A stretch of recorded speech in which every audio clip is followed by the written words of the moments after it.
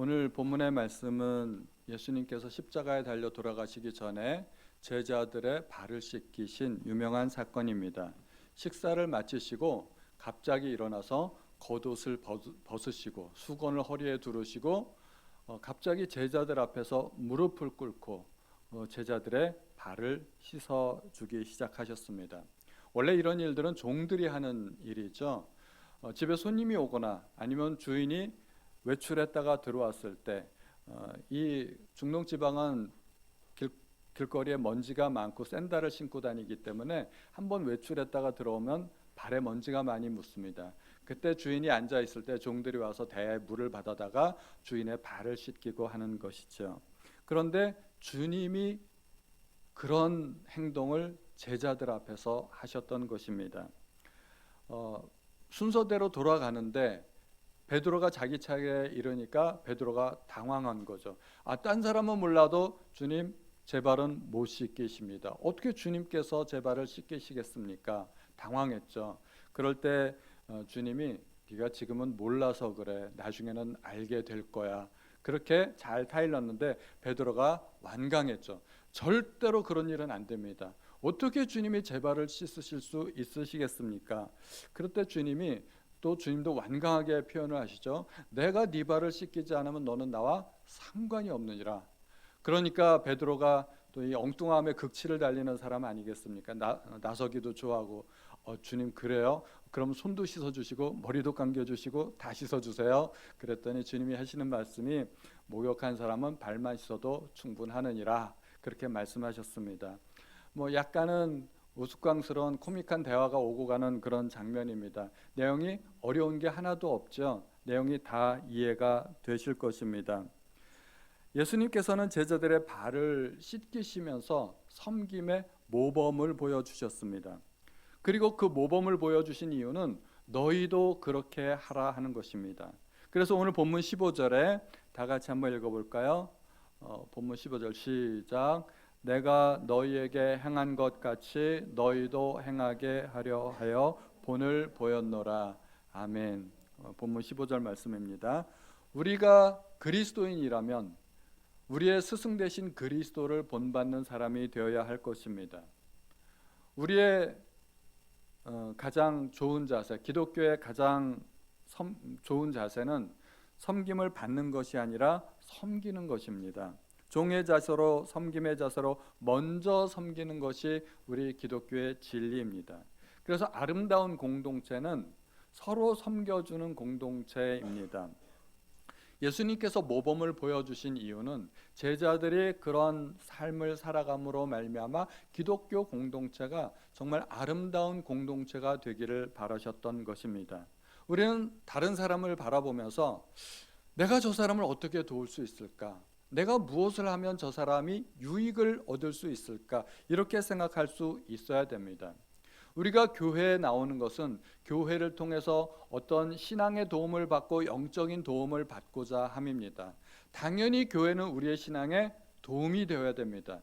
교회가 내 신앙에, 내 믿음에 1도 도움이 안 된다 그러면 그 교회에 나갈 필요가 전혀 없는 것이죠.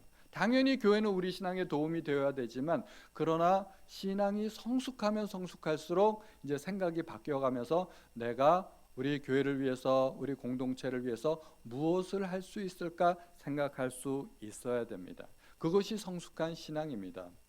목자들이 양을 키울 때 새끼 양은 주인의 품에 누워서 자고 주인의 사랑을 받고 방 안에서 키우고 요즘 강아지들처럼 그렇게 키움을 받죠. 새끼 양들은 무조건적인 주인의 사랑을 받습니다. 그런데 양도 커가면 의무가 생깁니다. 양도 커가면 털을 깎아야 되고 젖을 짜야 되고 또 새끼도 낳아야 되고 어미 양이 돼가지고 새끼 양처럼 언제까지나 그렇게 어린 양 피우고 있을 수는 없지 않겠습니까? 신앙이 성숙한 사람은 미숙한 사람보다 훨씬 더 성숙한 모습을 보여야 됩니다. 그래서 예수님께서 제자들의 발을 씻기심으로 가르쳐 주시고자 하는 것은 서로 섬기라 하는 것입니다. 14절 말씀을 우리 다 같이 한번 읽어보겠습니다. 시작. 선생이 되어 너희 발을 씻었으니 너희도 서로 발을 씻어주는 것이 옳으니라. 아멘. 너희도 서로 발을 씻어주라는 것입니다. 그런데 제자들이 발을 서로 씻어주는 사람이 되기 위해서 예수님은 먼저 그렇게 제자들을 섬겨주셨습니다. 그 과정이 반드시 필요했다는 것입니다. 섬김을 받아본 사람이 섬길 수 있다는 것을 주님은 아셨던 것입니다. 우리말에도 왜 고기도 먹어본 놈이 그 맛을 안다 하는 말이 있지 않습니까? 사랑도 사랑을 받아본 사람이 사랑을 할 수 있습니다. 그래서 주님이 제자들을 섬겨주신 이유는, 발을 먼저 씻어주신 이유는 제자들이 섬김을 받아보고 그 같은 섬김으로 다른 사람을 섬길 수 있도록 하기 위해서입니다. 그래서 제자들은 섬기는 사람이 되기 위해서 먼저 섬김을 받아보아야만 했습니다. 섬김을 어떻게 배울 수 있나요? 섬김을 받아보면서 섬김을 배울 수 있습니다. 그래서 베드로는 스승인 예수님께서 자기 발을 씻기고자 했을 때 절대로 내 발을 씻기실 수 없습니다고 극구 사양하였지만, 사실은 베드로가 그렇게 하는 것이 마땅합니다. 제자로서의 마땅한 도리였지만 주님은 네가 나중에는 알 것이다 하고서 베드로의 발까지 씻어 주셨습니다. 예수님께서 베드로의 발을 씻어 주실 때 자기는 의자에 앉아서 발을 떡하니 내밀었는데 스승인 예수님께서 자기 앞에서 무릎을 꿇고 허리에 수건을 두르시고 자기의 발을 씻어주는 그 모습을 볼 때 베드로는 얼마나 송구스럽고 또 당황했을까요? 내 스승인 예수님께서 내 발을 이렇게 씻어주시는구나. 굉장히 고맙고 감사하고 송구스럽고 그런 마음을 느꼈을 거예요. 섬김을 받는 사람들의 마음은 그렇게 되어야 됩니다. 그래서 거기서 섬김을 배우고 나도 이렇게 섬겨야 되겠구나 하고 결단을 하게 되는 것입니다. 제가 목사가 되어서 한 4개월 정도 안식월을 갖고 다른 교회에 출석한 적이 있습니다. 서울에 있는 큰 교회에 출석해서 그 교회에 저의 목사인 신분을 숨기고 마치 제가 초심자인 것처럼 그 새신자 등록을 했습니다. 말하자면 제가 위장 전입을 한 거죠. 아무도 제가 목사인 것을 몰랐습니다. 우리 교회 처음 나오신 분들 앞으로 나오세요 그래가지고 제가 손 들고 앞으로 나갔습니다. 앞으로 이렇게 큰 교회니까 한 10명 모였더라고요. 그렇게 모였는데 그 앞에 이제 섬기는 집사님들이 있으신 거예요.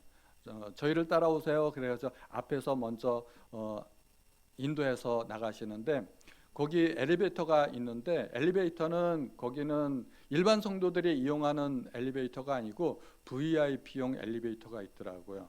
그래서 이리로 타세요 그래서 안내를 해주는데 그 엘리베이터를 타고 이제 어디론가 가게 됐어요. 어느 방에 도착했는데 그 방 이름이 VIP 룸이에요. 저희가 가는 곳이 VIP 룸이었는데 그곳에 테이블이 하나 있고 거기에 앉으라고 안내를 해주는 겁니다. 그래서 이리 와서 앉으시면 됩니다. 의자를 딱 빼주는데 제가 거기 가서 딱 앉았죠. 앉아 있는데 옆에서 또 시중 드는 집사님들께서 우리 테이블에 쭉 앉아 있으니까 식판에다 음식을 담아가지고 한 사람 한 사람 이렇게 앞에서부터 놔주는 거예요. 그래가지고 드시라고. 그래서 저는 이제 밥을 먹었죠. 먹고 있는데 그 교회 집사님들이 그 앞에서 이제 간증을 하는 거예요. 나는 이 교회에 어떻게 나오게 되었고 어떻게 등록을 하게 됐고 이 교회를 통해서 어떤 은혜를 받았고 또 지금은 어떻게 섬기고 있는지 그런 간증을 한 서너 분이 하는 거예요. 그렇게 간증을 하는 동안에 식사를 다 마쳤습니다. 식사를 마치고 나니까 그 뒤에 서 계시던 집사님이 또 이렇게 식판을 들어다가 또 치워주시더라고요. 그 마치 대저택에 보면은 시중 드는 하인들이 있잖아요. 그 사람들을 우리는 진짜 집사라고 불러요. 집사가 있는데 주인을 시중 들거나 손님들을 시중 드는 그 진짜 집사들이 하는 그런 행동을 그 교회 집사님들이 하시더라고요. 그리고 나서 식사가 끝나고 담임 목사님이 앞에 나와서 환영사를 해주시고 환영한다고 그렇게 축복해 주시고, 그리고 끝나고 나서 담임 목사님하고 사진 찍고 나니까 그 자리에서 즉석에서 프린트를 해가지고 조그만 액자에 나눠서 이렇게 주시더라고요. 그래서 저도 김양재 목사님하고 사진 한번 찍었습니다. 그때 마음이 참 따뜻했었습니다. 이게 참 대접받는 거구나 하는 그런 느낌을 가질 수가 있었어요. 솔직히 이야기하면 그 교회 반찬은 우리 교회 반찬보다는 좀 떨어져요. 우리 교회 반찬은 훨씬 더 풍성하고 더 맛있어요. 근데 반찬의 질이 문제가 아니라 그 대접받는 느낌을 받으면서 이게 섬김을 받는 거구나. 나도 이렇게 해야 되겠다. 우리 교회도 이런 교회가 됐으면 좋겠다는 생각이 들었던 것이죠. 그래서 우리는 섬김을 받을 때 베드로와 같이 정말 송구스럽고 죄송하고 감사하고 그런 마음을 가질 수 있어야 됩니다. 우리 교회가 정상적인 교회가 되기 위해서 보이지 않는 얼마나 수많은 손길들이 필요합니까? 저는 예전에는 없었는데 요즘은 이렇게 물컵도 누가 갖다 놔 주시더라고요. 그래서 예전에는 사실 물도 안 마셨는데 요즘은 간간히 물도 마시고 그럽니다. 이게 너무 고마워서. 누군가 이렇게 꽃꽂이로 섬겨주시고, 누군가 방송실에서 섬겨주시고, 누군가 이렇게 또 반주를 해주시고, 추울 때는 미리 와서 히터도 틀어주시고, 더울 때는 에어컨도 틀어주시고, 그렇게 누군가 섬기는 분들이 있기 때문에 우리가 편안하게 예배를 드릴 수 있는 겁니다. 그래서 어떤 교회들은 보면 주보에다가 섬기는 분들 해가지고 봉사자 이름을 다 적어놔요. 담임 목사는 누구고, 시무장로는 누구고, 반주자는 누구고, 이런 것들을 쭉 적어놓더라고요. 근데 우리는 그런 이름조차 여기다가 적어놓지를 않잖아요. 그러니까 정말 빛도 없이 이름 없이 그렇게 섬기는 분들이에요. 우리는 그런 섬기는 분들에게 감사하는 마음을 가질 수 있어야 됩니다. 고맙고 감사하고 또 심지어 송구스럽기도 하고. 오늘 끝나고 식사하실 때 배식 받으시면 감사합니다, 잘 먹겠습니다 한마디라도 해보시기 바랍니다. 봉사하시는 분들이 얼마나 마음이 풍요로워지겠어요. 지금 연습 한번 해볼까요? 옆 사람을 향해서 감사합니다, 고맙습니다. 예, 우리는 서로가 있기 때문에 이 자리에서 풍요롭게 그렇게 예배를 드릴 수 있는 겁니다. 그런데 사람의 마음은 워낙 이렇게 완악해가지고 고맙다는 생각을 하기보다는 조금 실수하면은 잘못한 것 먼저 눈에 보이죠. 저도 앞에서 이렇게 찬양하다가 자막이 틀리면은 또 틀렸네. 이런 생각 먼저 들죠. 그리고 예배 끝나면 꼭 이야기를 해요. 틀렸네요. 이렇게 얘기를 하는데 우리는 사실 틀린 거 지적하기 전에 감사하는 마음을 먼저 가질 수 있어야 되겠습니다. 그런데 베드로와 예수님의 대화를 보면 별 문제 없이 잘 진행이 돼 나가는데 끝부분에 가서 조금 이상한 대화가 있습니다. 너희가 다는 깨끗하지만 전부는 아니다. 이렇게 이야기를 하십니다. 10절 부분에 보니까 너희가 깨끗하나 다는 아니니라. 이는 자기를 팔 자가 누구인지 아심이라. 유다를 가리켜서 한 이야기입니다. 그럼 여기서 갑자기 좀 이상한 생각이 듭니다. 유다는 목욕을 안 했나? 베드로는 목욕을 했으니까 온몸이 깨끗하고 발만 씻으면 되는데 너희가 다는 깨끗한 것이 아니다 했을 때 유다를 가리켜서 하신 말씀인데 유다는 목욕을 안 했나? 그럼 나머지 11제자는 다 목욕을 하고 왔나? 목욕하고 유월절 지키기로 약속이라도 한 것일까? 이런 생각이 들지 않습니까? 이거 조금 이상하다는 생각이 듭니다. 그리고 베드로가 극구 사행했을 때 사실은 제자로서 마땅한 도리라고 할 수 있는데 그때 예수님께서는 내가 네 발을 씻기지 않으면 너는 나와 상관없는 사람이다 하고 말씀하셨습니다. 이것은 좀 극단적인 말씀이 아닌가 생각이 됩니다. 지금까지 3년 반 동안에 예수님은 제자들을 데리고 다니면서 동고동락하고 아무런 문제가 없었습니다. 그런데 이제 와서 발을 씻기지 않으면 상관이 없다. 그럼 지금까지는 어떤 관계였었길래요? 지금까지도 그럼 상관없는 관계라는 말인가요? 그런 의미는 아니지 않습니까? 만약에 발 씻기는 것이 그렇게 중요한 사건이라면 처음부터 제자들의 발을 씻어 주어야 하지 않았었나요?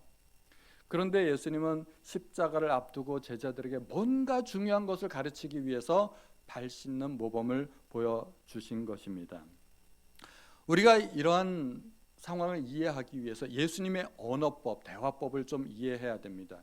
예수님은 종종 하늘의 것을 가르치기 위해서 이 땅의 것을 비유로 사용하셨습니다.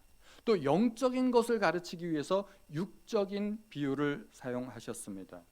사마리아 여인과 대화하시면서 처음에는 물을 좀 달라고 하시더니 나중에는 물을 주겠다고 하지 않았습니까?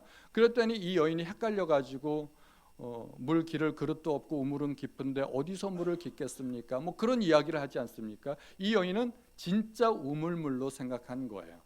예수님이 주고자 하셨던 그 물은 우물물이 아니라 생수, 성령님을 영접할 수 있도록 주님께서 가르쳐 주신 것이죠.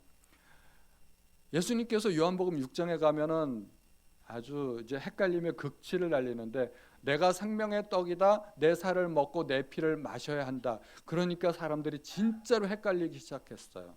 저가 어떻게 자기 살을 주어서 우리에게 먹게 할 수가 있느냐. 이 말은 어렵도다 그러면서 다 떠나갔습니다.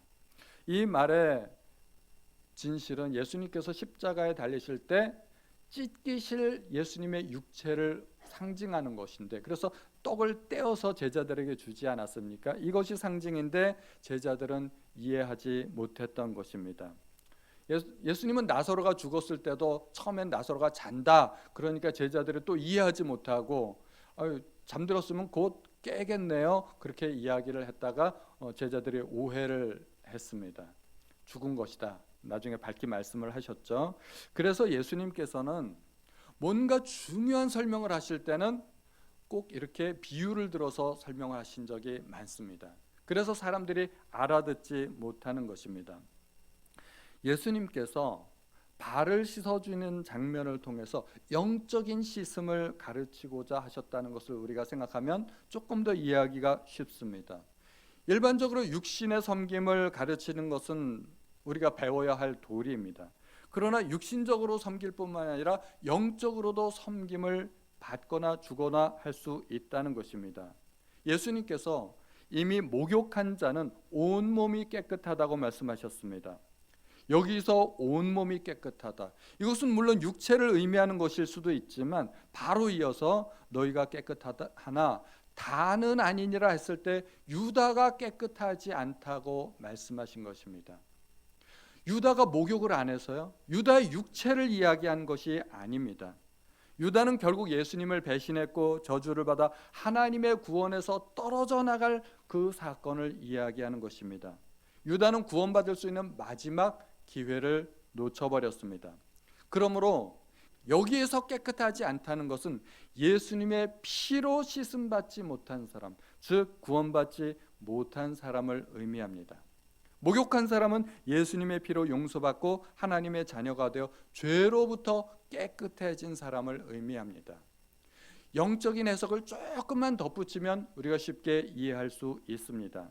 그런데 이미 목욕한 사람도 발은 씻어야 된다 주님께서 가르쳐 주셨습니다.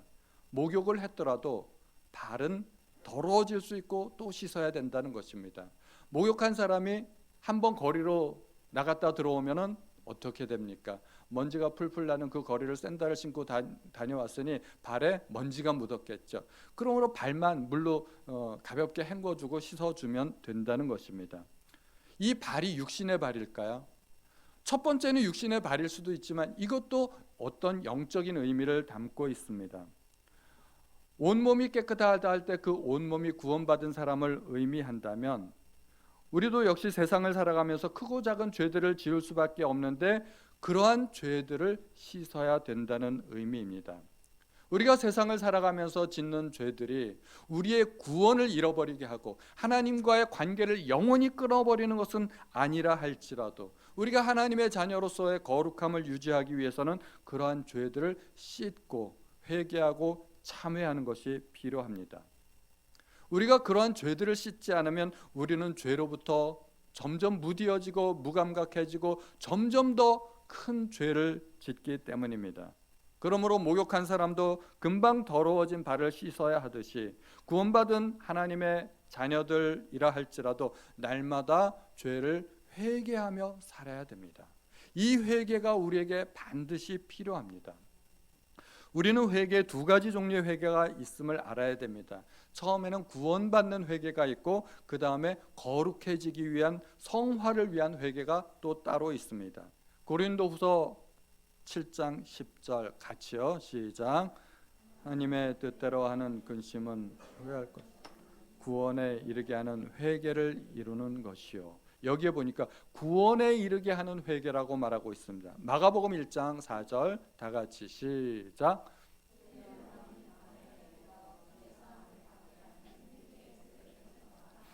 여기서 회개는 죄사함을 받게 하는 회개라고 이야기합니다. 그러므로 회개는 죄사함, 구원과 관련이 있습니다. 그럼 구원받은 하나님의 자녀들은 이제 회개 안 해도 될까요? 그렇게 가르치는 데도 있습니다. 구원파에서는 성화를 위한 회개를 가르치지 않습니다. 그런데 계시록에 보니까 계시록 2장 5절 다 같이 한번 읽어볼까요? 시작.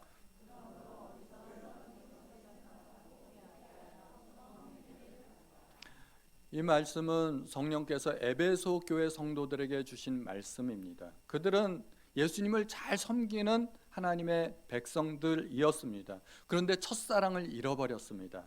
그래서 성령께서 그들에게 책망을 주십니다. 회개하고 첫사랑을 회복하라, 처음 행위를 가지라 하는 것입니다. 그러므로 구원받은 하나님의 자녀들도 회개해야 됩니다. 우리가 살아가면서 짓는 여러 가지 잘못들을 하나님 앞에 고백하고 회개해야 됩니다. 제자들은 스승인 예수님으로부터 섬김을 받았습니다. 발 씻음을 받았습니다. 주님께 섬김을 받기 위해서는 더럽고 냄새나는 발을 주님 앞에 들이대야 됩니다. 결코 자랑스러운 일이 아닙니다. 부끄럽고 창피한 일입니다. 만약에 발가락 사이에 때가 끼어 있고 발톱은 길고 밑에 시커먼 때가 끼어 있다면 그런 발을 내미는 것이 자랑스럽겠습니까? 부끄럽지 않겠습니까? 내가 지금은 양말을 신어서 절대로 남들에게 보여주진 않지만 양말을 벗는 순간 냄새나고 무좀도 있고 그리고 때도 끼어 있고 그런 발을 노출하게 된다는 것입니다. 주님 앞에 그런 발을 내밀어야 됩니다. 예전에 제가 다니던 교회에서 세족식을 한다고 하니까 광고가 한번 붙었습니다. 사람들이 어떻게 했는지 아세요? 세족식 하는 그 전날 발톱을 깎아요. 그리고 발을 깨끗하게 씻어요. 빡빡 문질러서 깨끗하게 씻고 교회 올 때 새 양말 신고 옵니다. 발 씻어줄 필요가 있어요, 없어요? 없죠. 그런 발을 뭐하러 씻어주겠어요? 그런데 세족식 한다고 하니까 발을 씻어가지고 오는 거예요. 왜 그렇겠어요? 더럽고 냄새나는 발을 다른 사람에게 보여주기가 싫은 거예요. 민망하니까, 창피하니까. 우리는 누구나 약점이 있습니다. 누구나 부족한 점이 있고 누구나 죄를 지으며 이 땅을 살아갑니다. 보여주고 싶지 않고 알리고 싶지 않은 나만의 약점이 있습니다. 그런 약점들을 사람들 앞에 공개하고 싶을까요? 그런 더럽고 냄새나는 발을 사람들 앞에 들이밀고 싶을까요? 그런데 예수님은 섬기기 위해서 이 땅에 오셨다고 말씀하셨습니다. 다시 말하면 성도들의 더러운 발을 씻어주기 위해서 오셨습니다. 예수님의 십자가는 우리를 구원하는 십자가이지만 또 우리의 모든 죄를 용서하는 십자가입니다. 예수님 앞에서 깨끗한 척하고 거룩한 척하고 나는 씻어야 할 부분이 없는데요 하고 예수님 앞에 나의 부족한 부분을 들이대지 않는다면 예수님께서는 내가 너와 상관이 없다 말씀하실 수도 있습니다. 우리는 예수님 앞에 나의 발을 씻어달라고 들이대야 됩니다. 나의 부끄럽고 추한 부분을 드러내어 주님 앞으로 가져가야 됩니다. 우리는 하루도 죄를 안 짓고 사는 날이 없습니다. 내가 몰라서 그럴 뿐이지. 우리는 날마다 죄를 짓고 사는 부족한 인생들 아니겠습니까? 그러므로 우리는 날마다 참회를 해야 되고 날마다 회개하고 고백해야 됩니다. 다른 사람들 앞에는 말할 수 없어도 주님 앞에는 나의 추악한 부분을 드러내고 주님 나의 죄를 용서해 주십시오 하고 고백할 수 있어야 됩니다. 주님께서 제자들의 발을 씻어 주실 때 우리의 죄를 용서해 주시는 것은 분명합니다. 그런데 주님은 제자들의 발을 씻어 주셨을 뿐만 아니라 너희도 발을 씻어 주는 것이 옳으니라 너희도 서로 발을 씻어 주라고 말씀하십니다. 그 의미는 너희도 서로 용서해 주라는 것입니다. 발 씻음의 의미가 용서라면 우리도 서로 용서해 주어야 된다는 것입니다. 누가복음 17장 4절 유명한 말씀이 있죠. 다 같이 한번 읽어보겠습니다. 시작.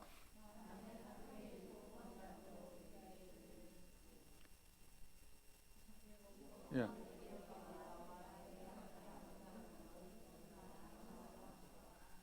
아멘. 하루에 7번이라도 죄를 짓고 내가 잘못했어 하면은 무조건 용서해 주라는 이야기죠. 우리는 교회에서 늘 용서에 관한 이야기를 듣습니다.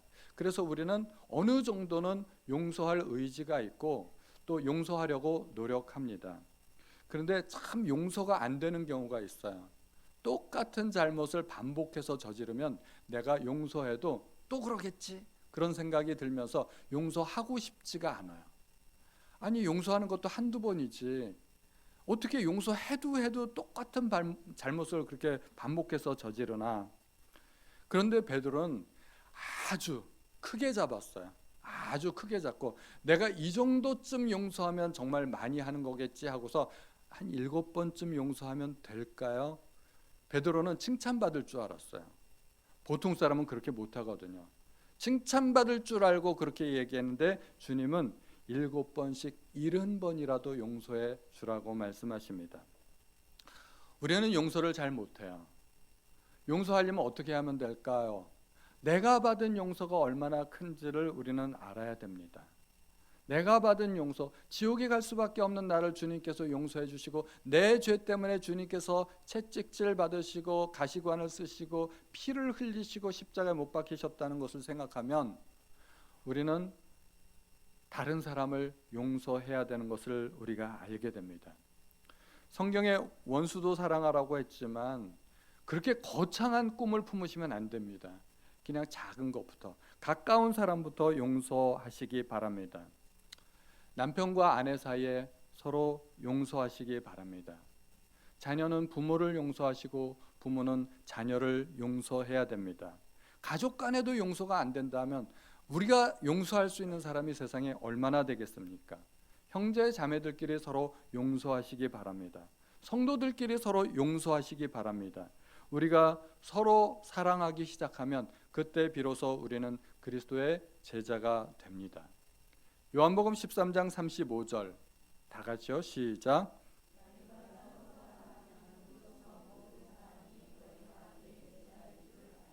너희가 서로 사랑하면. 큰 교회들은 웬만하면 제자 훈련 프로그램들이 다 있습니다. 우리 교회도 있었으면 좋겠는데요. 그런데 어떻게 하면 제자가 된다고요? 제자 훈련 코스 1기, 2기, 3기 그런 건 마친다고 해서 제자가 되는 것이 아니라 서로 사랑하면 제자가 된다고 주님께서 말씀하십니다. 우리가 서로 사랑하기 위해서 할 수 있는 가장 기본적인 일은 용서하는 것입니다. 용서가 사랑입니다. 그래서 베드로 사도는 이렇게 이야기하죠. 시작. 무엇보다도 뜨겁게 서로 사랑할지니 사랑은 허다한 죄를 덮느니라. 사랑이 용서입니다. 용서하면 사랑하는 것이 되고 그것이 예수님의 제자가 되는 것입니다. 주님은 오른편 뺨을 때리는 자에게 왼편 뺨을 돌려대라고 말씀하셨는데 굳이 그렇게까지 해야 될 필요가 있을까요? 제가 감히 말씀드립니다. 그렇게까지 안 하셔도 됩니다. 저도 그렇게 못합니다. 그런 사람 만나면 죽도록 패주셔도 괜찮습니다. 그런 사람들한테는 그렇게 하고, 그런데 정말 악의 없이 실수로 잘못한 사람이 있다면 용서해 주라는 것입니다. 심지어 자기가 무슨 잘못을 하는지도 모르고 나에게 상처를 준 사람이 있다면 그런 사람도 용서해 주라는 것입니다. 가까운 사람부터, 가족과 서로 예배를 드리는 우리 성도들부터 서로 용서해야 됩니다. 내 능력으로 용서가 안 되면 십자가를 기억하시기 바랍니다. 마음속에 성령님께 기도하시기 바랍니다. 내 힘으로는 용서가 안 됩니다. 주님, 나를 용서해 줄 수 있는 사람으로 만들어 주옵소서. 그런데 중요한 교훈이 하나 있습니다.